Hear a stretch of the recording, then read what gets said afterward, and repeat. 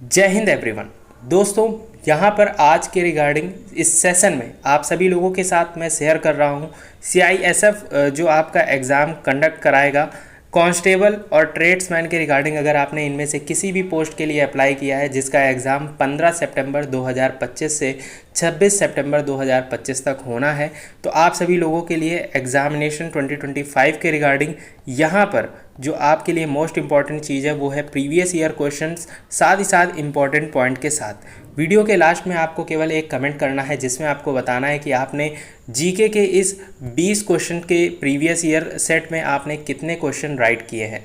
इसी के फीडबैक के रिगार्डिंग आगे आपके साथ मैं सेशंस को शेयर करूंगा। साथ ही साथ आगे बढ़ते हैं यहाँ पर। तो दोस्तों, ये जो है आप सभी लोगों के लिए काफ़ी ज़्यादा इंपॉर्टेंट सेशन है जिसमें यहाँ पर CISF के रिगार्डिंग कांस्टेबल और ट्रेड्समैन जो एग्ज़ाम 2025 होने वाला है वहाँ पर हम लोग डिस्कस कर रहे हैं प्रीवियस ईयर क्वेश्चन जो कि जीके सब्जेक्ट के रिगार्डिंग है। इसी के साथ ही साथ टोटल क्वेश्चन जो है वो 20 क्वेश्चन आपसे पूछे जाते हैं। तो चलिए स्टार्ट करते हैं। और ये एग्ज़ाम कंडक्ट कराया गया था 21 मार्च 2021 को 2019 की भर्ती के रिगार्डिंग। तो सबसे पहला क्वेश्चन आपके सामने ये रहा। दोस्तों, पूछा जा रहा है यहाँ पर कि select the smallest computer memory size, यानी कि कंप्यूटर से रिगार्डिंग यहाँ पर आपके साथ पहला ही क्वेश्चन पूछा गया है। तो दोस्तों, कंप्यूटर की सबसे छोटी मेमोरी कौन सी है, इन ऑप्शंस में आपको बताना है। तो दोस्तों, ऑप्शन दिया है टेराबाइट, गीगाबाइट, किलोबाइट और मेगाबाइट। तो इसके रिगार्डिंग अगर हम लोग बात करें तो सबसे पहली चीज़ आपको ये ध्यान रखना है कि जो स्मॉलेस्ट कंप्यूटर की मेमोरी है तो यहाँ पर जो दी गई है इनमें से कोई भी नहीं है। इसी के साथ ही साथ यहाँ पर अगर हम राइट आंसर की बात करें तो वो ये है दोस्तों कि किलोबाइट जो है वो इन ऑप्शंस के रिगार्डिंग सबसे छोटी मेमोरी है। वैसे इससे भी छोटी मेमोरी क्या होगी, तो इसकी अगर बात की जाए तो कंप्यूटर की सबसे छोटी मेमोरी जो है वो होती है दोस्तों बिट।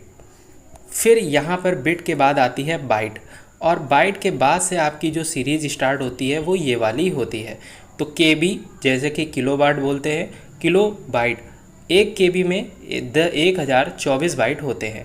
इसी के साथ ही साथ ऐसे ही अगर हम लोग इस सीरीज़ को आगे बढ़ाएं तो आपको देखने को मिलेगा केबी, एमबी, जीबी, टीबी और पीबी। इसके आगे भी बहुत सारे होते हैं, लेकिन मेक श्योर आपको इन ऑप्शंस के रिगार्डिंग अगर समझना है तो सबसे छोटी जो मेमोरी होगी वो किलोबाइट है इस ऑप्शन के रिगार्डिंग। और अगर सबसे बड़ी पूछी जाए कि इनमें से कौन सी सबसे बड़ी मेमोरी साइज़ है, वो है दोस्तों टीबी यानी कि टेराबाइट। और इससे ऊपर भी बहुत सारी मेमोरी के साइज़ हैं। फिलहाल इन ऑप्शंस की रिगार्डिंग अगर समझा जाए तो सबसे छोटी किलोबाइट है और सबसे बड़ी यहाँ पर टेराबाइट है। चलिए अब इसके आगे बात करते हैं अगले क्वेश्चन की। तो दोस्तों, नेक्स्ट क्वेश्चन दिया गया है यहाँ पर कि who is the first Lokpal of India. तो दोस्तों, प्रीवियस ईयर क्वेश्चन है, बहुत ध्यान से समझिएगा। ऑप्शन दिया गया है अभिलाषा कुमारी, इंद्रजीत प्रसाद गौतम, दिलीप बी भोसले और पिनाकी चंद्र घोष। तो दोस्तों, यहाँ पर आपको ध्यान रखना है कि फर्स्ट लोकपाल इंडिया के कौन थे। तो यहाँ पर जो आपका राइट आंसर रहने वाला है वो है दोस्तों पिनाकी चंद्र घोष। इसी के साथ ही साथ यहाँ पर देखिए आपके लिए मैंने स्पेशली की पॉइंट्स के साथ इन चीज़ों को तैयार किया है, तो मेक श्योर आप इन चीज़ों को भी ध्यान रखिएगा। तो यहाँ पर अगर बात की जाए सबसे पहले तो दोस्तों फर्स्ट चेयरपर्सन लोकपाल के थे श्री जस्टिस पिनाकी चंद्र घोष, और साथ ही साथ ही इज़ अ फॉर्मर जज of the supreme court of India. जो पिनाकी चंद्र घोष थे ये प्रथम चेयरपर्सन थे लोकपाल जिनका नाम था श्री जस्टिस पिनाकी चंद्र घोष, और ये फॉर्मर जज भी थे सुप्रीम कोर्ट ऑफ इंडिया के, और ये सिटिंग मेंबर भी थे। एक कमीशन था जिसकी बात की जाए तो वो है दोस्तों नेशनल ह्यूमन राइट कमीशन। ये चीज़ आपको ध्यान रखनी है।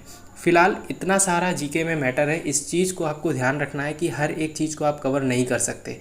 जो क्वेश्चन पूछा जाए उसके रिगार्डिंग स्पेसिफिक की पॉइंट्स को ही हम लोग तैयार कर सकते हैं। तो यहाँ पर इस क्वेश्चन के रिगार्डिंग जितनी इंपॉर्टेंट चीज़ें थी वो मैंने आपको बता दी कि फर्स्ट लोकपाल ऑफ इंडिया यानी कि भारत के प्रथम लोकपाल कौन थे, वो थे पिनाकी चंद्र घोष। और थोड़ा सा इंट्रोडक्शन की अगर बात की जाए तो Shri justice Pinaki Chandra Ghosh supreme court of India के जो जस्टिस भी थे, और साथ ही साथ यहाँ पर ये first chairperson of the Lokpal भी थे। चलिए आगे बात करते हैं नेक्स्ट क्वेश्चन की। नेक्स्ट क्वेश्चन ये रहा दोस्तों, यहाँ पर पूछा गया है कि सबसे पहली चीज़ है, पूछा जा रहा है यहाँ पर कि in which of the following do the Tapti and Narmada river falls, यानी कि ताप्ती और नर्मदा रिवर कहाँ पर गिरती है इन ऑप्शंस के रिगार्डिंग। तो सबसे पहला ऑप्शन पूछा गया है आपसे बे ऑफ बंगाल यानी बंगाल की खाड़ी में, अरेबियन सी, इंडियन ओशियन और पैसिफिक ओशियन। तो यहाँ पे अगर बात की जाए तो मेक श्योर बहुत ही ज़्यादा चीज़ें ध्यान से समझनी है। तो हमारे पास दो रिवर हैं, कौन कौन सी दो रिवर हैं? तो सबसे पहली है ताप्ती और दूसरी है नर्मदा। तो देखिए यहाँ पर सबसे पहले हम की पॉइंट को समझते हैं, डायरेक्ट आंसर समझने से हमें चीज़ें याद नहीं होंगी। तो देखिए यहाँ पर जो की पॉइंट है वो क्या कह रहा है, किन किन चीज़ों को ध्यान रखना है इन ऑप्शंस के रिगार्डिंग।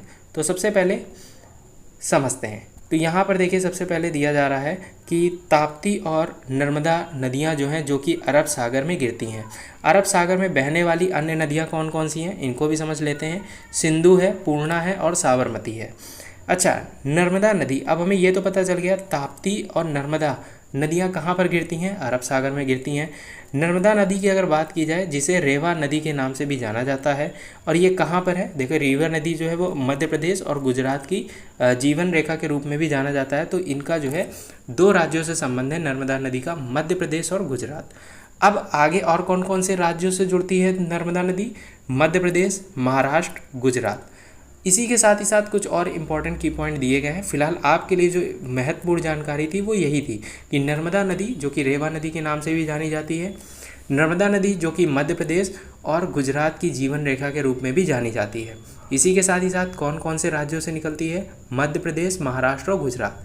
इसी के साथ ही साथ इसका स्रोत क्या है, तो नर्मदा कुंड जो कि विंध्याचल पर्वत, अमरकंटक पठार और जिला अनूपपुर जो कि मध्य प्रदेश से है, ये इसका मुख्य स्रोत है। इसी के साथ ही साथ ये आगे हम लोग बात करते हैं ताप्ती नदी की। ताप्ती नदी जो कि कौन कौन से राज्य को कवर करती है, मध्य प्रदेश, महाराष्ट्र और गुजरात को। इसकी लंबाई कितनी है, 724 किलोमीटर की लंबाई है। इसका स्रोत क्या है, मुल्ताई जो कि मध्य प्रदेश से ही है। तो ताप्ती नदी और नर्मदा नदी के बारे में आपको चीज़ें पता चल गई होंगी। अब इसी के साथ ही साथ आगे अगर हम इस क्वेश्चन की बात करें तो अब आप मेक श्योर बता सकते हैं कि जो नर्मदा नदी और ताप्ती नदी है ये कहाँ पर गिरती है। तो ये दोस्तों कहाँ पर गिरती है, अरेबियन सी यानी कि अरब सागर में। चलिए आगे बात करते हैं नेक्स्ट क्वेश्चन की। मेक श्योर आपको यहाँ तक सारी चीज़ें क्लियर होंगी। फीडबैक आप कमेंट बॉक्स में ज़रूर दे सकते हैं और साथ ही साथ इस सेशंस को शेयर भी कर सकते हैं। अब आगे फीडबैक के अकॉर्डिंग ये आपके लिए सेशंस जो हैं जो कि प्रोवाइड किए जाएंगे। इसके बाद नेक्स्ट क्वेश्चन दोस्तों पूछा जा रहा है यहाँ पर कि भारत में निम्न में से कौन संसद का हिस्सा नहीं है।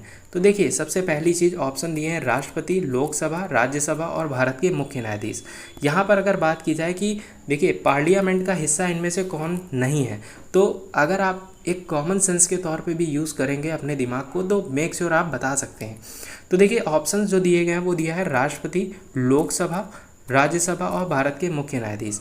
यहाँ पर अगर बात की जाए तो देखिए राष्ट्रपति पार्लियामेंट में होता है, लोकसभा और राज्यसभा ये भी तीनों चीज़ें हिस्सा है पार्लियामेंट का।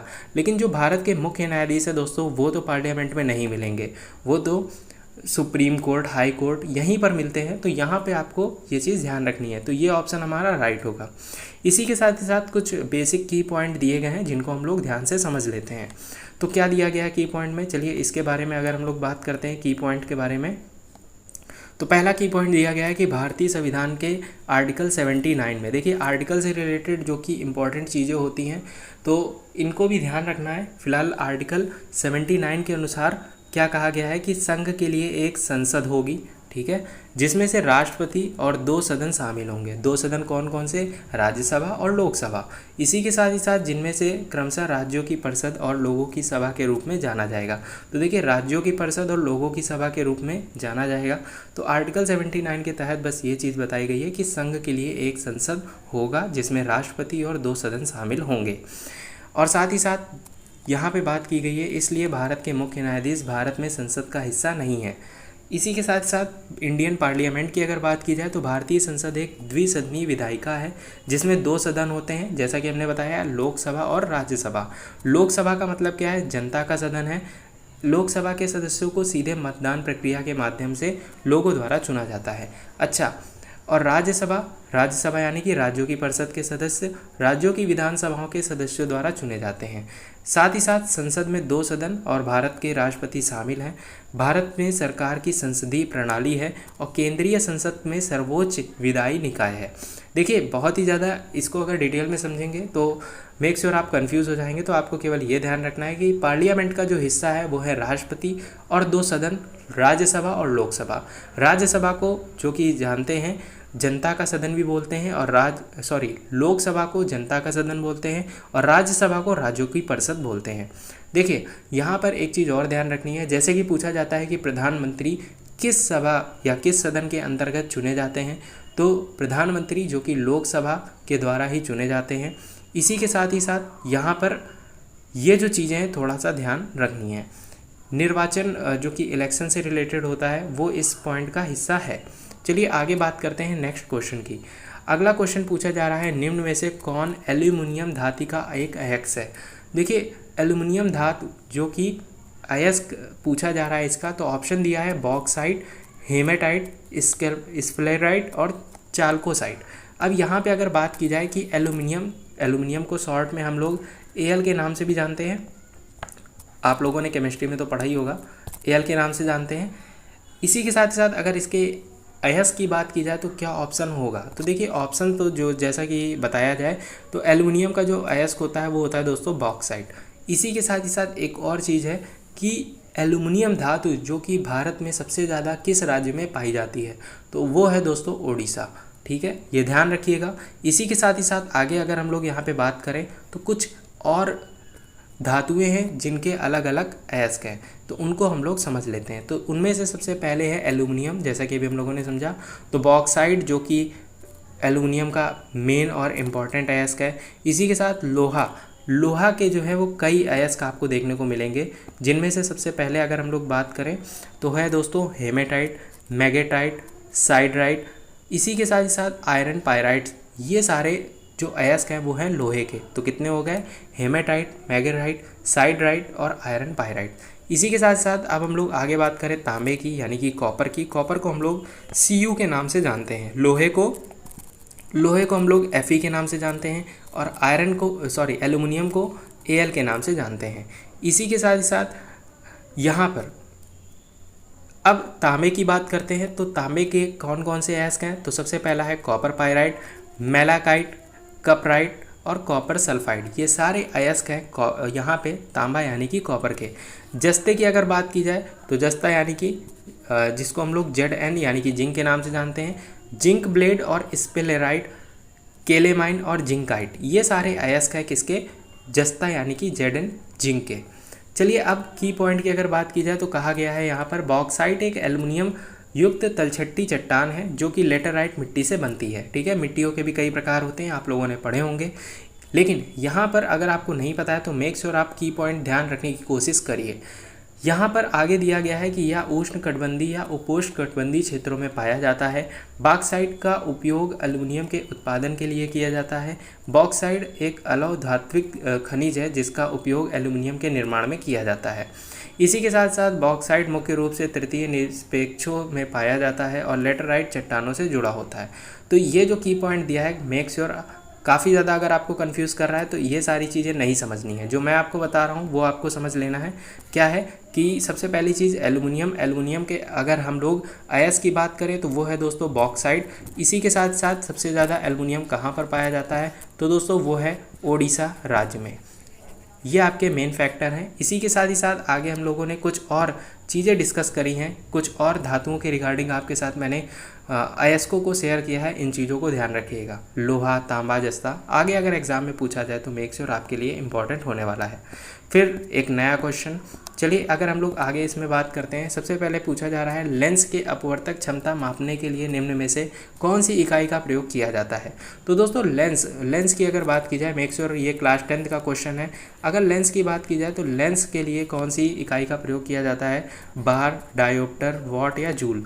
तो देखिए यहाँ पर लेंस की बात की जा रही है, तो यहाँ पे अगर हम लोग डायरेक्ट आंसर की बात करें तो दोस्तों वो है डायोप्टर जिसको डी से रिप्रेजेंट किया जाता है। इसी के साथ ही साथ ये प्लस और माइनस के सिंबल के द्वारा भी यहाँ पे इसको प्रदर्शित किया जाता है। इसी के साथ ही साथ आगे अगर हम लोग बात करें, ये जो इकाइयाँ यानी कि यूनिट्स होती हैं इनको ध्यान रखिएगा। कुछ यहाँ पर इम्पॉर्टेंट की पॉइंट में मैंने आपके साथ एक लिस्ट शेयर करी है, इसको ध्यान रखेंगे। क्या कहा गया है यहाँ पर देखिए, कुछ चीज़ें दी गई है जैसे कि लंबाई की एसआई इकाई यानी कि एसआई यूनिट क्या होती है, मीटर। द्रव्यमान यानी मास की होती है किलोग्राम। समय की होती है सेकंड। विद्युत धारा की होती है एम्पियर। तापमान की होती है केल्विन। तीव्रता की होती है कैंडेला। और पदार्थ की मात्रा की होती है मोल। तो ये इंपॉर्टेंट आपके लिए की पॉइंट था जिसको मैंने आपके साथ शेयर किया। इसी के साथ ही साथ देखिए डायोप्टर जो कि लेंस की अपवर्तक क्षमता मापने की एक यूनिट है। इसी के साथ ही साथ यहाँ पर आगे अगर हम लोग बात करें की पॉइंट में आपके साथ कुछ और चीज़ें शेयर की गई हैं कि एक डायोप्टर मीटर में मापी गई फोकल लंबाई के व्युत्क्रम के बराबर होती है। ठीक है। और साथ ही साथ यहाँ पे आगे बात करें कि किसी लेंस की शक्ति उसकी फोकस दूरी के आधार पर प्रकाश किरणों को अभिसारित या अपसरित करती है। अभिसारित या अपसरित करने का मतलब है इन और आउट लेंस में करना। ये लेंस की क्षमता प्रदर्शित करती है। ठीक है। तो अगर हम लोग बात करें तो इस क्वेश्चन के रिगार्डिंग आपके लिए जो इम्पॉर्टेंट और वैल्यूएबल चीज़ें हैं वो यही है कि लेंस की अपवर्तक क्षमता मापने के लिए इकाई जो है वो है डायोप्टर। इसी के साथ साथ ये 7 जो कि आपके साथ मात्राएं शेयर की गई हैं इनको ध्यान रखिएगा। अच्छा, इसी के साथ ही साथ कुछ और यहाँ पर चीज़ें दी गई जैसे जूल किसका होता है दोस्तों, पता है आपको, कार्य का होता है। इसी के साथ साथ वॉट की बात की जाए तो वॉट किसका होता है, ये मेक श्योर आप कमेंट बॉक्स में बता सकते हैं। चलिए आगे बात करते हैं नेक्स्ट क्वेश्चन की। यहाँ पर कहा गया है भारतीय रिजर्व बैंक के वर्तमान गवर्नर कौन है। देखिए ये जो पेपर है ये आया था 2021 में और 2021 के रिगार्डिंग ऑप्शन जो थे वो अलग थे और आंसर जो है कुछ और था। लेकिन 2025 के रिगार्डिंग पूछेंगे तो आपको यहाँ पर कई सारे आंसर देखने को मिलेंगे। चलिए बहुत ही ज़्यादा बेहतरीन क्वेश्चन है जो कि इम्पॉर्टेंट भी है और आगे एग्ज़ाम्स में पूछा जाएगा। इस साल भी एग्ज़ाम में आने के चांसेस हैं। क्यों, चलिए इसकी बात करते हैं। तो देखिए सबसे पहली चीज़ है यहाँ पर पूछा गया है भारतीय रिजर्व बैंक। भारतीय रिजर्व बैंक यानी कि रिजर्व बैंक ऑफ इंडिया यानी कि आरबीआई की बात करी जा रही है। अब आरबीआई की बात करी गई है तो यहाँ पर वर्तमान गवर्नर पूछे गए हैं। देखिए अगर 2025 के हिसाब से अगर गवर्नर की बात करेंगे तो वो कौन है, तो दोस्तों वर्तमान समय के जो गवर्नर हैं वो हैं दोस्तों संजय मल्होत्रा, जो कि आपको ऑप्शन में मिलेगा नहीं। क्यों, क्योंकि जब ये पेपर कंडक्ट कराया गया था तब था 2021 और जब आप ये पेपर पढ़ रहे हैं वो है दोस्तों 2025। तो बस यही डिफरेंस है, आपको इस क्वेश्चन से 2 चीज़ें सीखने को मिलेंगी। तो अब सबसे पहली चीज़ आती है यहाँ पर कि आरबीआई के वर्तमान गवर्नर कौन है, वो है दोस्तों संजय मल्होत्रा। प्रेजेंट टाइम की बात कर रहा हूँ 2025 की। अच्छा, ये जो संजय मल्होत्रा है ये किस नंबर के गवर्नर हैं, तो ये हैं यहाँ पर 26वें नंबर के गवर्नर हैं। ठीक है। तो अब ये है कि जो ये ऑप्शन दिए गए हैं उर्जित आर पटेल, शक्तिकांत दास, रघुराम राजन और इनमें से कोई नहीं। तो अगर हम यहाँ पे बात करते हैं 2025 के हिसाब से तो इसमें ऑप्शन राइट था इनमें से कोई नहीं। लेकिन 2021 के समय की अगर बात की जाए तो वो है दोस्तों राइट ऑप्शन आपका शक्तिकांत दास।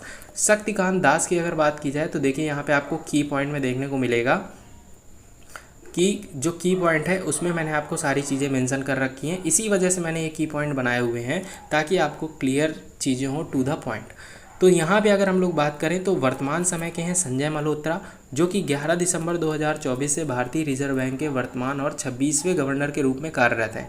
इससे पहले श्री शक्तिकांत दास, जो कि 12 दिसंबर 2018 को भारतीय रिजर्व बैंक के 25वें गवर्नर के रूप में पदभार ग्रहण किया था। चलिए ये तो बात क्लियर हो गई। तो अगर 2021 के हिसाब से पूछा जाए तो शक्तिकांत दास थे, लेकिन वर्तमान समय के कौन है, संजय मल्होत्रा। कब से इन्होंने पदभार ग्रहण संभाला है, 11 दिसंबर 2024 से। ठीक है, 26वें नंबर के गवर्नर हैं, ध्यान रखिएगा। बात करते हैं भारतीय रिजर्व बैंक यानी कि आरबीआई की। रिजर्व बैंक ऑफ इंडिया की स्थापना जो कि हुई थी 1 अप्रैल 1935 को। इसी के साथ साथ भारतीय रिजर्व बैंक अधिनियम 1934 के तहत प्रावधान के तहत इसको जोड़ा गया था। इसी के साथ साथ इसके हेडक्वार्टर की बात करें तो स्थायी रूप से क्या था, पहले जो कार्यालय शुरू किया गया था वो कोलकाता में था, लेकिन 1937 से स्थायी रूप से कहाँ पर है, अब इसका हेडक्वार्टर मुंबई में है। ठीक है। अच्छा, एक ऑप्शन और दिया है पहले नंबर पे, डॉक्टर उर्जित आर पटेल, ये भी रिजर्व बैंक के गवर्नर रह चुके हैं। तो डॉक्टर उर्जित आर पटेल जनवरी 2013 से डिप्टी गवर्नर के रूप में कार्य करने के बाद 4 सितंबर 2016 से भारतीय रिजर्व बैंक के 24वें गवर्नर के रूप में पदभार ग्रहण किया है। तो ये चीज़ ध्यान रखिएगा। और जो तीसरा ऑप्शन दिया है रघुराम राजन, ये भी एक भारतीय अर्थशास्त्री और आरबीआई के 23वें गवर्नर रह चुके हैं, जिन्होंने एक पुस्तक भी लिखी थी I do what I do. पुस्तक के लेखक भी हैं। तो देखिए बहुत सारी चीज़ें आपको इससे पता चल गई। तो एक बार मैं क्लियर करके आपको बता देता हूँ कि आरबीआई के जो देखिए यहाँ पर अगर पूछा जाए कि वर्तमान समय के गवर्नर कौन है, तो वो 26वें गवर्नर है संजय मल्होत्रा। 25वें गवर्नर कौन थे? 25वें थे शक्तिकांत दास। अच्छा, इसी के साथ ही साथ उर्जित आर पटेल जो कि 24वें नंबर के गवर्नर थे, और रघुराम राजन जो कि थे 23वें नंबर के गवर्नर। तो देखिए ऑप्शन कैसे दिया है, सारे गवर्नर के नाम दिए हैं और वहीं पर आपसे पूछ लिया कि ये कौन से गवर्नर वर्तमान समय के हैं। तो ये था पूरा एक क्वेश्चन जिसमें हम लोगों ने डिस्कस किया आरबीआई के बारे में। चलिए नेक्स्ट क्वेश्चन की बात करते हैं। मेक श्योर आप फीडबैक जो है वो ज़रूर दीजिएगा। अगर आपको ये सेशन पसंद आता है तो आपके फीडबैक के आधार पे ही आगे सेशंस को कंटिन्यू किया जाएगा। चलिए इसी के साथ ही साथ अगर यहाँ पे आगे बात करें क्वेश्चन नंबर 8 की, तो अमोघ वर्ष एक प्रसिद्ध कौन थे? तो यहाँ पे चालुक्य राजा, पल्लव राजा, राष्ट्रकूट राजा या सातवाहन राजा। तो देखिए अमोघ वर्ष की अगर बात की जाए तो यहाँ पे हम की पॉइंट से पता कर सकते हैं।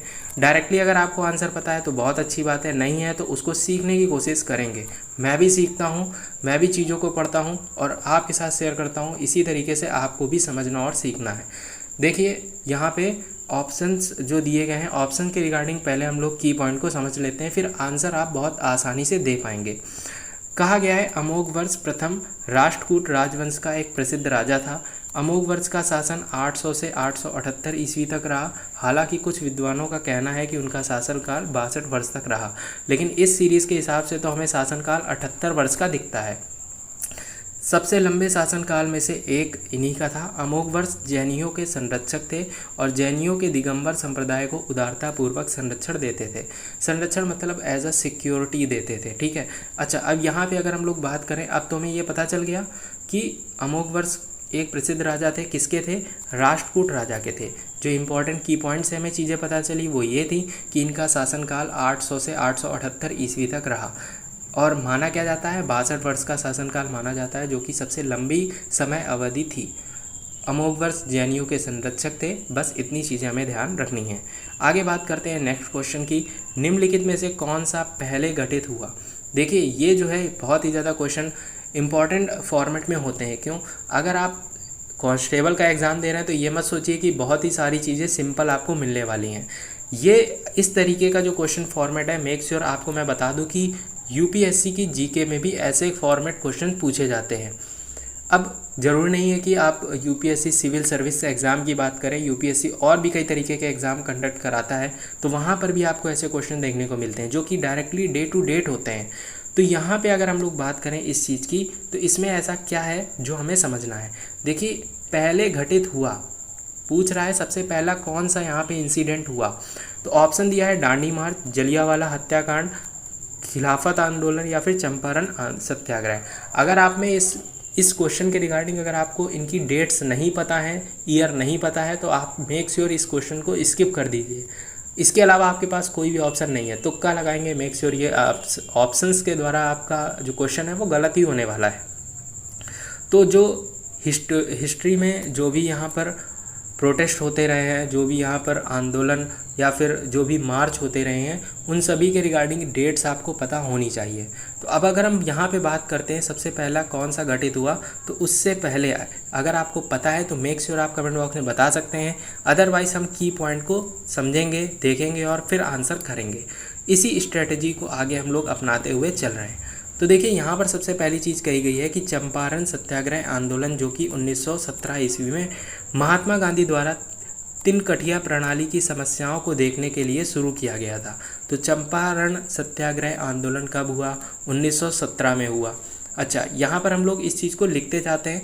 तो सबसे पहली चीज़ है चंपारण आंदोलन कब हुआ?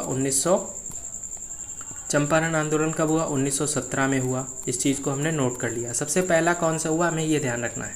फिर उसके बाद कहा गया दांडी मार्च महात्मा गांधी के नेतृत्व में औपनिवेशिक भारत के अहिंसक बेसिकली यहाँ पर अहिंसक सविनय अवज्ञा का एक रूप था। तो दांडी मार्च यात्रा कब हुई? 12 मार्च 1930 को साबरमती शुरू हुई थी और यह 6 अप्रैल 1930 को गांधी और उनके अनुयायियों द्वारा दांडी के तटीय गांव में नमक कानून तोड़ने के साथ समाप्त हुई। तो शुरू कब हुआ हमें ये ध्यान रखना है। तो दांडी मार्च यात्रा जो कि 1930 में शुरू हुई, ठीक है, 12 मार्च 1930, और ख़त्म कब हुई, 6 अप्रैल 1930 में। तो अब हम यहाँ पर आते हैं, दांडी मार्च के सामने हम लोग लिखते हैं 1930। इसके बाद बात आती है यहाँ पर जलियांवाला बाग हत्याकांड। जैसा कि आप सभी लोगों ने पढ़ा ही होगा कि जलियांवाला बाग जो कि हुआ था 1919 में, 13 अप्रैल 1919 को। और खिलाफत आंदोलन की अगर बात की जाए तो ये कब हुआ था, खिलाफत आंदोलन भी हुआ था यहाँ पर 17 अक्टूबर 1919 को। तो अब यहाँ पर देखिए कन्फ्यूज़न क्या होगी, कन्फ्यूज़न ये होगी 1919 में ये भी शुरू हुआ, 1919 में ये भी शुरू हुआ। तो यहाँ पर लेकिन मंथ अलग है। यहाँ पे जलियांवाला बाग हत्याकांड हुआ कब था, वो हुआ था 13 अप्रैल 1919 को, और खिलाफत आंदोलन 17 अक्टूबर 1919। तो मेक श्योर मंथ का डिफरेंस है ही। तो यहाँ पे अगर बात की जाए इस ऑप्शन की रिगार्डिंग, अब आप बता सकते हैं सबसे पहले कौन सी घटना हुई। तो वो दोस्तों यहाँ पर जो है, अब तो इतना तो पता चल ही गया कि सबसे पहले कौन सी घटना हुई, वो हुई चंपारण सत्याग्रह आंदोलन 1917 में। तो हमें इन चारों के रिगार्डिंग चीज़ें पता चल गई कि सबसे पहले चंपारण सत्याग्रह हुआ 1917 को। इसी के बाद जस्ट होता है यहाँ पर आपका जलियांवाला बाग हत्याकांड। यहाँ पर कब होता है, तो जलियांवाला बाग हत्याकांड होता है आपका 13 अप्रैल 1919 को। फिर उसके बाद होता है खिलाफत आंदोलन 17 अक्टूबर 1919 को, और देन सबसे लास्ट में होती है दांडी मार्च यात्रा 12 मार्च 1930 को। तो ये पूरा फॉर्मेट है जिसको हमें समझना था। तो अगर आपको यहाँ पर ईयर पता ही नहीं होता तो आप ऑप्शंस के द्वारा भी आप क्वेश्चन सॉल्व नहीं कर पाते। तो ऐसी कंडीशन में हम क्वेश्चंस को स्किप करते हैं। आगे बात करते हैं नेक्स्ट क्वेश्चन की।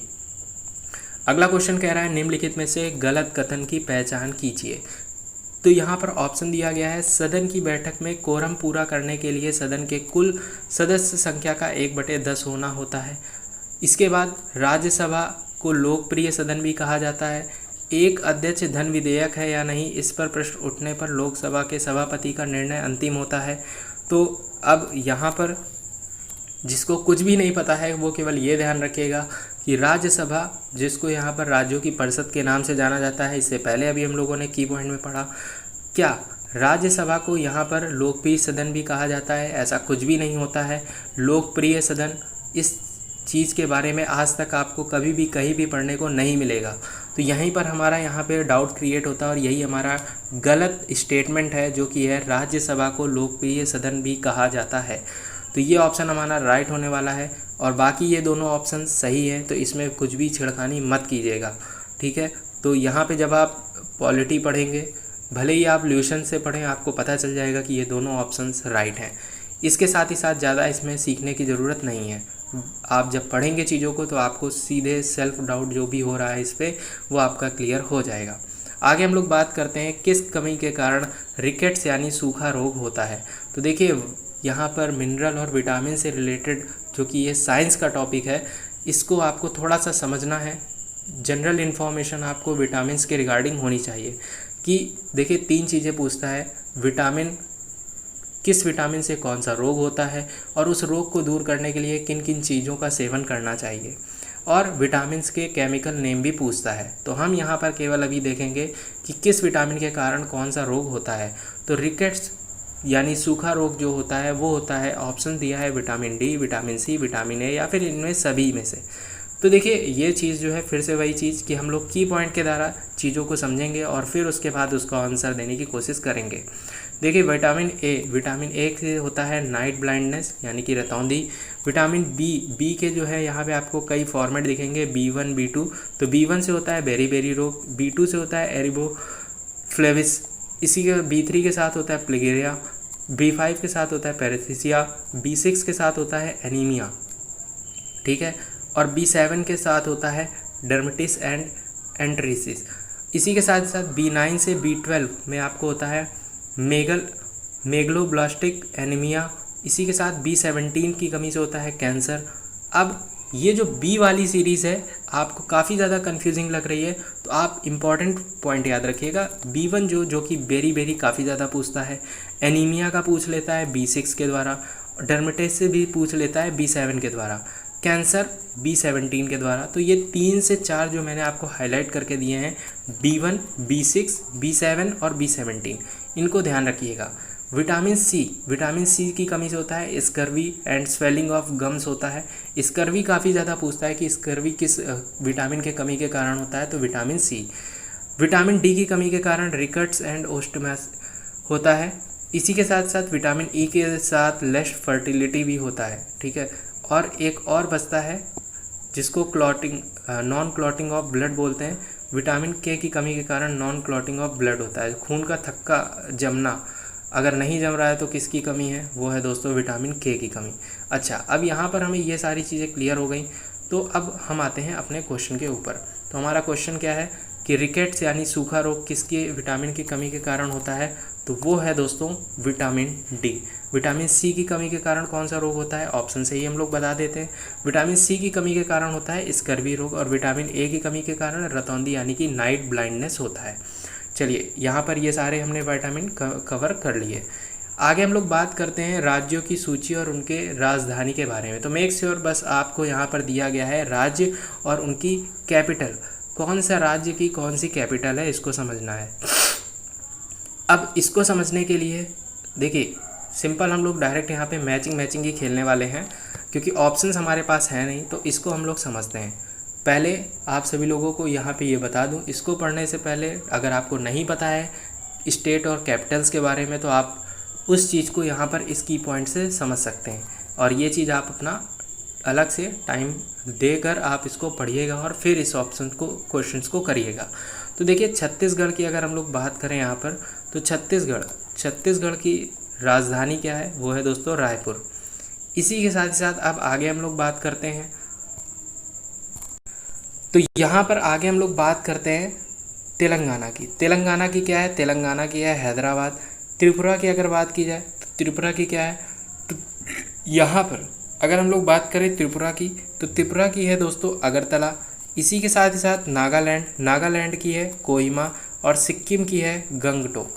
तो यहाँ पर ये थे हमारे राइट ऑप्शन। छत्तीसगढ़ का क्या है, रायपुर है। तेलंगाना का क्या है, हैदराबाद है। त्रिपुरा का क्या है, त्रिपुरा का है यहाँ पर आगे बात करते हैं अगरतला। नागालैंड का क्या है, नागालैंड का है कोहिमा, और सिक्किम का क्या है, गंगटोक। तो ये था ऑप्शन आपका, जिसमें मैंने आपके साथ कैपिटल शेयर कर दी। अब यहाँ पे बात आती है हॉपमैन कप किस खेल से संबंधित है। हॉपमैन कप की अगर बात की जाए, फुटबॉल, लॉन टेनिस, बैडमिंटन और क्रिकेट। तो अब यहाँ पे बात आती है हॉपमैन कप की, तो हॉपमैन कप किससे संबंधित है। तो अब अगर हम लोग डायरेक्ट ऑप्शन से आएंगे तो आपको डायरेक्ट आंसर पता चल जाएगा, लेकिन यहाँ पर की पॉइंट अगर हम लोग समझ लेते हैं तो मेक श्योर आपके लिए काफ़ी ज़्यादा चीज़ें रिलायबल होंगी। सबसे पहला है यहाँ पे डेविस कप। अब यहाँ पे आती है बात, डेविस कप किस खेल से संबंधित है, टेनिस से। फील्ड कप टेनिस से, लेकिन फीमेल टेनिस। वेटमैन कप किससे संबंधित है, टेनिस, फीमेल टेनिस से। मर्डेका कप किससे संबंधित है, मर्डेका कप फुटबॉल से संबंधित है। राइडर कप किससे संबंधित है, गोल्फ मेन से। और सोलहेम कप किससे संबंधित है, गोल्फ फीमेल से। इसी के साथ साथ वॉकर कप किससे संबंधित है, गोल्फ से। मेल या फीमेल बोथ में कोई भी हो सकता है। अच्छा, इंपॉर्टेंट है थॉमस कप किससे संबंधित है, बैडमिंटन मेल से। उबेर कप किससे संबंधित है, बैडमिंटन फीमेल से। सुदीरमन कप किससे संबंधित है, बैडमिंटन से, कोई भी हो सकता है। स्वेटलिंग कप किससे संबंधित है, टेबल टेनिस मेल से। इसी के साथ साथ आगे हम लोग बात करते हैं यहाँ पे कार्बुलोन जो कप है वो किससे संबंधित है, टेबल टेनिस फीमेल से। सुल्तान अजलान शाह कप ये किससे संबंधित है, हॉकी मेल से। तो अब यहाँ पे हम लोगों ने कई सारे कप के बारे में पढ़ा, लेकिन अब यहाँ पे एक साथ आपको वन टाइम में ये याद नहीं होने वाले। इसके लिए आपको मल्टीपल रिवीजन करना पड़ेगा। तो मेक श्योर आप अगर नोटबुक या पेन लेकर बैठे हैं तो आप इन चीज़ों को लिख सकते हैं, अदरवाइज़ आपको पीडीएफ से ही पढ़ना पड़ेगा। तो कप भी कई सारे हैं, ट्रॉफियाँ भी कई सारी हैं, लेकिन यहाँ पर जो इम्पोर्टेंट है, जैसे कि पूछता है डेविस कप पूछा गया है। इसी के साथ ही साथ यहाँ पर थॉमस कप, उबेर कप, इन सभी के बारे में पूछा जा चुका है प्रीवियस एग्जाम में। तो यहाँ पे अगर बात की जाए कि ऑप्शन कौन सा राइट होगा, हॉपमैन कप, जो कि लॉन टेनिस से संबंधित है। आगे हम लोग बात करते हैं। चलिए, अभी हम लोगों ने पढ़ा इसमें फुटबॉल से संबंधित कौन सा कप है। तो फुटबॉल से संबंधित जैसा कि यहाँ पे अभी हम लोगों ने पढ़ा मर्डेका कप, ये इंपॉर्टेंट है। बैडमिंटन से संबंधित कौन सा कप है, वो है दोस्तों सुधीरमन कप। क्रिकेट से संबंधित यहाँ पे कोई भी कप नहीं है, तो इस चीज़ को हम लोग यहाँ पे स्किप कर देते हैं। फिलहाल अगर आपको पता है कि क्रिकेट में कौन सा कप जीता जाता है, अब वर्ल्ड कप तो हो ही गया ना, T20 यहाँ पे जीता जाता है, तो ये सारे कप आपको ध्यान रखने हैं। क्रिकेट का तो मोस्टली लोगों को याद होता है, लेकिन अदर गेम्स के नहीं याद रहते हैं, तो इनको ध्यान रखना है। आगे हम लोग बात करते हैं मोस्ट इम्पॉर्टेंट जो कि आपके लिए है पासेस यानी कि दर्रा के बारे में। लिपू लेक दर्रा किस राज्य में है? हिमाचल प्रदेश, अरुणाचल प्रदेश, उत्तराखंड, सिक्किम। तो अब अगर हम लोग यहाँ पे बात करें तो मेक श्योर अगर आपको पता है लिपू लेक दर्रा किस राज्य में है तो कमेंट करके बता सकते हैं, नहीं तो की पॉइंट के थ्रू हम लोग चीज़ों को समझने की कोशिश करेंगे। देखिए लिपू लेक दर्रा, इसकी अगर बात की जाए तो लिपू लेक दर्रा जो कि उत्तराखंड राज्य में है, यहाँ से आपको आंसर पता चल गया। लेकिन और कुछ चीज़ें समझ लेते हैं जो कि हमारे लिए काफ़ी टाइम तक इन चीज़ों को रिवाइंड करता रहा माइंड। लिपू लेक उत्तराखंड, भारत और तिब्बत, चीन के बीच की सीमा पर एक हिमालयी दर्रा है। यह दर्रा चीन के साथ व्यापार करने के लिए एक महत्वपूर्ण सीमा यानी कि पास या दर्रा कहा जाता है। ठीक है, तो दर्रे का दक्षिणी भाग भारत द्वारा नियंत्रित है, लेकिन नेपाल द्वारा दावा किया जाता है कि ये चीज़ उसके द्वारा ऑपरेट की जा रही है। उत्तराखंड में और भी कई इंपॉर्टेंट दर्रे हैं, जिनमें से माना दर्रा इंपॉर्टेंट है, नीति दर्रा भी है जो कि उत्तराखंड में है और तिब्बत से इसको जोड़ता है। ठीक है, तो उत्तराखंड के 3 दर्रों के बारे में पता चल गया। पहला है लिपू लेक दर्रा, दूसरा है माना दर्रा और तीसरा है नीति दर्रा। इसी के साथ साथ हिमाचल प्रदेश में भी दर्रे हैं। कौन कौन से? हिमाचल प्रदेश का दर्रा है बारालाचाला दर्रा और सिपकीला दर्रा। सिक्किम में 2 दर्रे, जेलेपा और नाथुला दर्रा। नाथुला इंपॉर्टेंट है, अक्सर एग्जाम में पूछता है। नाथुला दर्रा किस राज्य का है? सिक्किम का है। अरुणाचल प्रदेश का एक और दर्रा है जो कि है बोमडिला दर्रा। बोमडिला पास जाना जाता है, अरुणाचल प्रदेश में है। चलिए आगे बात करते हैं, तो यहाँ पर ऑप्शन कौन सा राइट होगा? Uttarakhand, option number C. चलिए नेक्स्ट क्वेश्चन की बात करते हैं। कहा जा रहा है संविधान द्वारा मूल रूप से लोकसभा सदस्यों की अधिकतम संख्या, जिसमें राज्यों का प्रतिनिधित्व करने के लिए चुने हुए सदस्यों की संख्या होती है। अब यहाँ पर डायरेक्ट ऑप्शंस में आपसे नंबर पूछा गया है। यहाँ पर ये नहीं पूछ रहा है कि लोकसभा और राज्यसभा में सीटों की संख्या क्या है, यहाँ पर पूछ रहा है अधिकतम सदस्यों की संख्या। अगर आपको पता है तो आप कमेंट बॉक्स में बता सकते हैं, लेकिन अगर आपको इन चीज़ों से थोड़ा सा अलग जानना है तो की पॉइंट पे नज़र डालते हैं। अब आती है बात की पॉइंट पे, तो की पॉइंट पे देखिए क्या कहा जा रहा है। संविधान द्वारा परिकल्पित लोकसभा की अधिकतम संख्या कितनी है? 552, जो राज्यों का प्रतिनिधित्व करने के लिए 530 सदस्यों से चुनाव से बनती है। सदन की अधिकतम शक्ति सदस्य कितनी है? 552। इसी के साथ राज्यों का प्रतिनिधित्व करने के लिए 530 सदस्य होने चाहिए। केंद्र शासित प्रदेशों का प्रतिनिधित्व करने के लिए 20 सदस्य होना चाहिए। और एंग्लो भारतीय समुदाय के से राष्ट्रपति द्वारा नामित किए जाने वाले कितने सदस्य होते हैं? 2। जो 104 कॉन्स्टिट्यूशनल अमेंडमेंट के बात की जाए जो कि 2020 में हुआ था, इसने लोकसभा और राज्यसभा के विधानसभाओं में एंग्लो भारतीय समुदाय के लिए आरक्षित सीटों को हटा दिया था। कितनी सीटें थीं? 2, और उनको हटा दिया। संविधान द्वारा परिकल्पित सदन की अधिकतम संख्या अब कितनी हो गई है? 550। तो हमारा कौन सा ऑप्शन राइट होगा, इस चीज़ को समझ लेते हैं। तो यहाँ पर अब अगर हम लोग बात करें तो क्या ऑप्शन राइट होगा, अब बताइए आप कमेंट बॉक्स में। तो यहाँ पर जो राइट ऑप्शन होगा वो ये है कि अब यहाँ पर जो अधिकतम संख्या है वो 552 है, और जो सदस्यों के चुनाव से बनती है वो है 530। तो ये 2 इम्पॉर्टेंट नंबर हैं जो कि आपको ध्यान रखना है। और जो 2 एंग्लो भारतीय समुदाय से राष्ट्रपति द्वारा नामित किए जाते थे सदस्य, अब इनको हटा दिया गया है। तो अब यहाँ पे इस चीज़ को ध्यान रखना है। लेकिन यहाँ पर एक और इम्पॉर्टेंट चीज़ है, वो ये है कि यहाँ पर कहा जा रहा है कि संविधान द्वारा परिकल्पित सदन की अधिकतम संख्या कितनी है? 550। फिलहाल अब इस चीज़ को क्वेश्चंस के रिगार्डिंग आप कैसे क्लासीफाई करोगे, अगर आपको इसका राइट आंसर पता है तो आप कमेंट बॉक्स में बताइएगा। अदरवाइज़ इस क्वेश्चन का राइट आंसर मैं कमेंट बॉक्स में पिन कर रहा हूँ, इसको आप चेकआउट जरूर करिएगा। इसके बाद नेक्स्ट क्वेश्चन है, केंद्रीय औद्योगिक सुरक्षा बल अधिनियम किस वर्ष में बना? केंद्रीय औद्योगिक सुरक्षा बल अधिनियम, बताइए ये इसको इंग्लिश में क्या बोलेंगे? केंद्रीय औद्योगिक सुरक्षा बल। देखिए जिस चीज़ की तैयारी कर रहे हैं उसको इंग्लिश और हिंदी दोनों में ही पता होना चाहिए। तो केंद्रीय औद्योगिक सुरक्षा बल अधिनियम, ये आपका CISF ही जानते हैं, CISF के नाम से ही इसे जाना जाता है। इसी के साथ ही साथ यहाँ पे बात करें तो ये कब बना? ऑप्शन दिया है 1969, 1968, 1970 और 1967 में। अब आंसर नहीं पता है तो की पॉइंट में एक बार नज़र डालते हैं, की पॉइंट से आपको चीज़ें नज़र आ जाएंगी।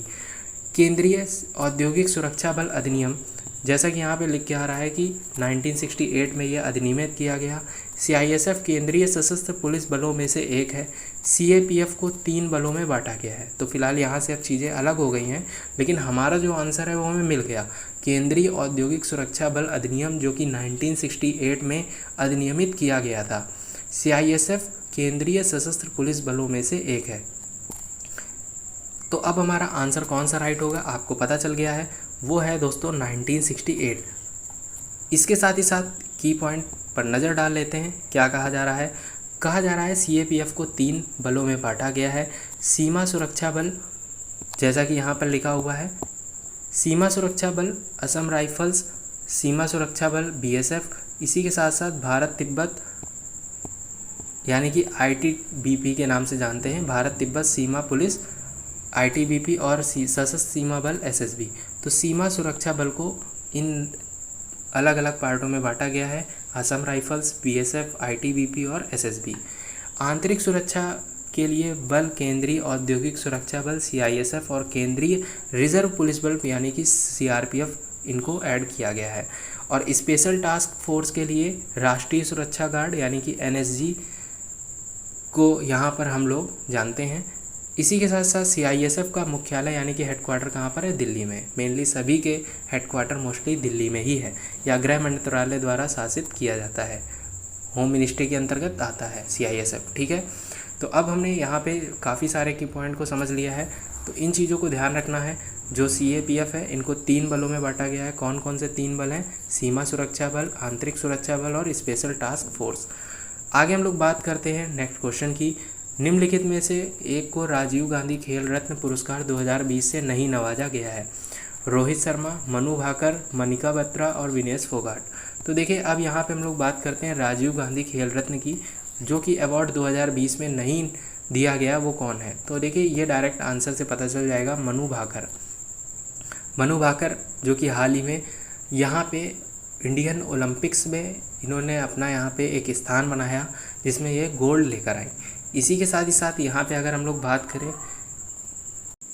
इसी के साथ ही साथ आगे अगर हम लोग बात करते हैं, यहाँ पे 2020 राजीव गांधी खेल रत्न विजेता रोहित शर्मा जो कि क्रिकेट से संबंधित है, मनिका बत्रा जो कि टेबल टेनिस से संबंधित है, मरियप्पन थंगावेलु जो कि पैरालंपिक्स से संबंधित है, रानी रामपाल हॉकी से संबंधित है और विनेश फोगाट कुश्ती से संबंधित है। इन सभी को 2020 में राजीव गांधी खेल रत्न अवार्ड दिया गया।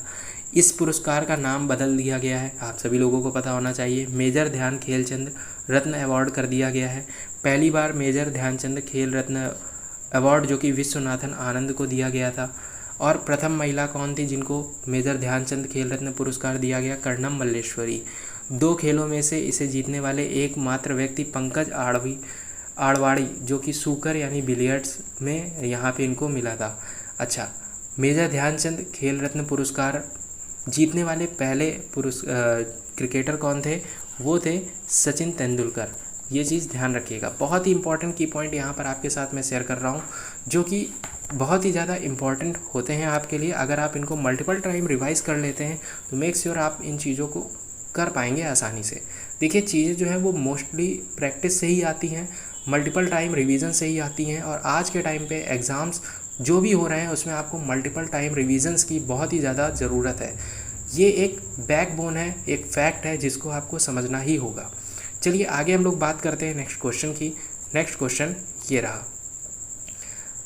कहा जा रहा है फरवरी 2021 में भारत के चुनाव आयोग ने विधानसभा चुनाव के कार्यक्रम की घोषणा की। निम्नलिखित में से किसका नाम चुनाव कार्यक्रम में नहीं था?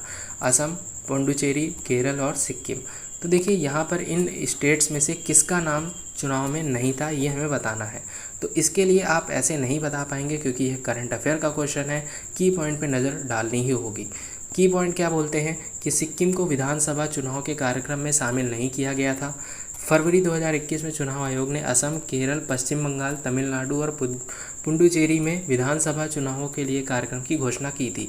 तो कौन कौन से राज्य थे? असम थे, केरल था, पश्चिम बंगाल था, तमिलनाडु था और पुडुचेरी थी। चुनाव आयोग यानी इलेक्शन कमीशन संसद यानी लोकसभा, राज्यसभा और राष्ट्रपति के चुनाव करने के लिए जिम्मेदार हैं। वे उपराष्ट्रपति का चुनाव भी कराते हैं। इलेक्शन कमीशन भारतीय संविधान के भाग 15, ये ध्यान रखिएगा, इम्पॉर्टेंट की पॉइंट है, इसको समझते हैं कि भारतीय संविधान के पार्ट 15 में आर्टिकल 324 से 329 ए तक में चुनाव आयोग का ही उल्लेख है, इलेक्शन कमीशन की ही बात की गई है। अच्छा, इलेक्शन कमीशन की अगर बात की जाए तो इसमें 3 सदस्य होते हैं। एक मुख्य चुनाव आयुक्त होता है जिसे चीफ इलेक्शन कमीशन कहा जाता है, और 2 चुनाव आयुक्त होते हैं। ठीक है, इसी के साथ साथ चीफ इलेक्शन कमीशन की नियुक्ति राष्ट्रपति द्वारा 6 वर्षों की अवधि के लिए किया जाता है, और महाभियोग द्वारा इसे हटाया भी जा सकता है। इम्पीचमेंट बोलते हैं इसको, महाभियोग को, जो कि राष्ट्रपति, उपराष्ट्रपति और साथ ही साथ चीफ इलेक्शन कमीशन पर भी लागू होता है। तो ये थी बात यहाँ पर आपके विधानसभा चुनाव कार्यक्रम को लेकर, जो कि फरवरी 2021 में शामिल नहीं था। वो कौन सा स्टेट था? वो था दोस्तों सिक्किम। चलिए बात करते हैं नेक्स्ट क्वेश्चन की। लास्ट सेकंड क्वेश्चन है, और अगर आपने यहाँ तक इस क्लास को देखा है तो मेक श्योर आप बहुत ही ज़्यादा चीज़ों को लेकर सीरियस हैं, और इस चीज़ के रिगार्डिंग आप अपना फीडबैक ज़रूर दीजिएगा। देखिए यहाँ पर नेक्स्ट क्वेश्चन कहा जा रहा है, 2021 के लिए ब्रिक्स की अध्यक्षता किस देश ने की थी या किस देश ने संभाली थी? भारत, चीन, रूस, ब्राज़ील। तो देखिए ब्रिक्स 2021 की अध्यक्षता किसने की थी? तो ये मैं आपको बता देता हूँ कि इंडिया ने की थी।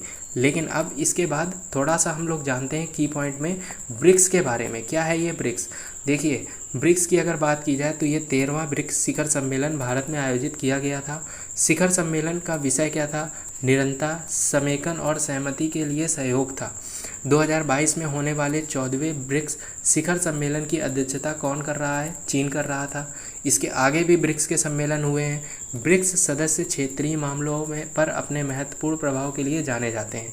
2009 के बाद से ब्रिक्स राज्यों की सरकारें औपचारिक शिखर सम्मेलनों में सालाना मिलती है, यानी कि ये हर साल ब्रिक्स सम्मेलन होता है। ब्रिक्स की अगर बात की जाए तो यहाँ पे ब्रिक्स की स्थापना 16 जून 2009 को हुई थी। भारत के प्रधानमंत्री कौन? नरेंद्र मोदी जी शामिल थे। रूस के राष्ट्रपति व्लादिमीर पुतिन थे। दक्षिण अफ्रीका के राष्ट्रपति सिरिल रामाफोसा थे, और ब्राज़ील के राष्ट्रपति जायर बोलोनमोरा थे। चाइना के 2022 में जो होस्ट किया था उस टाइम भी राष्ट्रपति कौन थे? शी जिनपिंग थे, और आज भी कौन है? शी जिनपिंग ही हैं। यहाँ पर ये पूरी कहानी थी ब्रिक्स के बारे में। अब यहाँ पे आपको कमेंट में केवल ये बताना है ब्रिक्स का फुल फॉर्म क्या है। आपको कमेंट बॉक्स में ये चीज़ शेयर करनी है, अदरवाइज़ यहाँ पे आप रिस्पॉन्स ज़रूर करिएगा। आगे बात करते हैं, आज का हमारा फाइनली लास्ट क्वेश्चन है, और मेक श्योर ये क्लास जो है अप्रॉक्स 50 मिनट के ऊपर जा चुकी है, और पहली बार ये सेशन अपलोड हो रहा है, तो क्या रिस्पॉन्स रहने वाला है I don't know, but make sure यहाँ पर मैं आपके साथ पूरी मेहनत के साथ चीज़ों को शेयर और सपोर्ट कर रहा हूँ, तो आपका भी थोड़ा सा फ़र्ज़ बनता है इस पर वैल्यूएबल फीडबैक देने का। जेन्युइन फीडबैक दीजिएगा, कोई भी स्पैम या फेक कमेंट मत करिएगा। वीडियो यहाँ पर चले या फिर ना चले इससे कोई भी इम्पैक्ट नहीं पड़ेगा, बस यहाँ पर ऑथेंटिक चीज़ें होनी चाहिए, जेन्युइन लोगों तक ये वीडियो पहुँचनी चाहिए। उम्मीद करता हूँ यहाँ तक। फ़िलहाल फाइनली हमारा लास्ट क्वेश्चन है आज का कि Tapovan Vishnugarh hydro power plant किस राज्य में स्थित है? उत्तर प्रदेश, हिमाचल प्रदेश, उत्तराखंड और असम। तो यहाँ पर ऐसे आप नहीं बता पाएंगे, की पॉइंट पे आते हैं और साथ ही साथ इन चीज़ों को समझते हैं आज के लास्ट क्वेश्चन को। तो ऑप्शन दिया गया है, तो वो ऑप्शन से अब हम की पॉइंट पे आ चुके हैं। Tapovan Vishnugarh hydro power plant Uttarakhand में है। यह धौलीगंगा नदी पर बना हुआ है। धौलीगंगा की अगर बात की जाए तो ये अलकनंदा की सहायक नदी है और विष्णुप्रयाग से मिलती है। अलकनंदा सतीपत ग्लेशियर से निकलती है। अलकनंदा और भागीरथी देवप्रयाग से मिलकर गंगा का निर्माण करती है। देखिए एक ही क्वेश्चन और एक ही क्वेश्चन के एक पॉइंट से कई सारे की पॉइंट बनते जा रहे हैं। तो सबसे पहले हम लोगों ने तपोवन की बात करी। Tapovan Vishnu hydro power plant कहाँ पर है? उत्तराखंड में। पता चल गया, क्वेश्चन ख़त्म। लेकिन ये किस नदी पर बना है? धौलीगंगा नदी पर बना है। धौलीगंगा नदी अलकनंदा की सहायक नदी है और विष्णुप्रयाग से मिलती है। फिर बात हुई अलकनंदा की। अलकनंदा सतीपत ग्लेशियर से निकलती है। अलकनंदा और भागीरथी का नाम हम लोगों ने कई बार सुना है, जो कि देवप्रयाग में मिलकर गंगा नदी का निर्माण करती है। भागीरथी से मिलने से पहले रुद्रप्रयाग में अलकनंदा कालीगंगा से मिलती है। कर्णप्रयाग में पिंडार और नंदप्रयाग में नंदाकिना से मिलती है। भागीरथी का उद्गम स्थान क्या है? गंगोत्री ग्लेशियर से होता है और प्रयागराज के प्रयाग में गंगा यमुना से मिलती है। कई सारी नदियों का उद्गम स्थल हमें यहाँ से पता चला। चलिए इसको हम लोग थोड़ा सा हल्का सा एक स्ट्रक्चर फॉर्मेट में समझते हैं। तो सबसे पहले बात हुई यहाँ पर धौलीगंगा नदी की। धौलीगंगा नदी पर बना है ये Tapovan Vishnu hydro power plant. कहाँ पर? उत्तराखंड में। पता चल गया। धौलीगंगा अलकनंदा की सहायक नदी और विष्णुप्रयाग से मिलती है।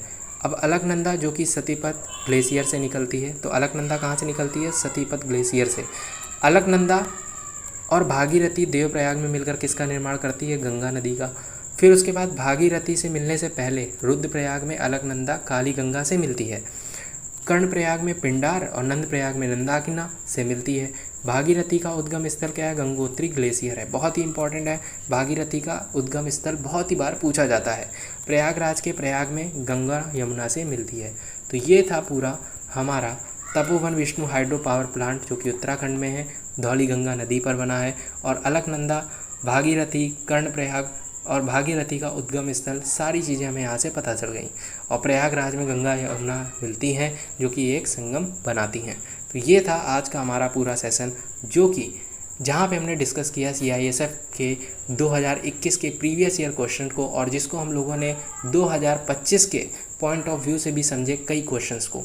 इसी के साथ साथ बाकी जो भी कमी रह गई है मेक श्योर मैं उसको आगे फुलफ़िल करने की कोशिश करूँगा। इसी के साथ साथ ये सेशन होता है यहीं पर समाप्त। थैंक यू आप सभी लोगों का यहाँ तक देखने के लिए। फर्स्ट ऑफ ऑल वीडियो छोड़ने से पहले आप कमेंट बॉक्स में कमेंट करिए और आपने इन 20 क्वेश्चंस में से कितने राइट क्वेश्चन किए ये आपको बताना है, और नहीं किए हैं कोई बात नहीं, आप अपना फीडबैक कमेंट बॉक्स में देके जाइए। और you can download PDF of this session on our official Telegram channel. Search करिएगा टेलीग्राम पे कर्म एकेडमी, KARMACADEMY। लिंक आपको डिस्क्रिप्शन बॉक्स में मिल जाएगा, वहाँ से भी जाके आप चेकआउट कर सकते हैं।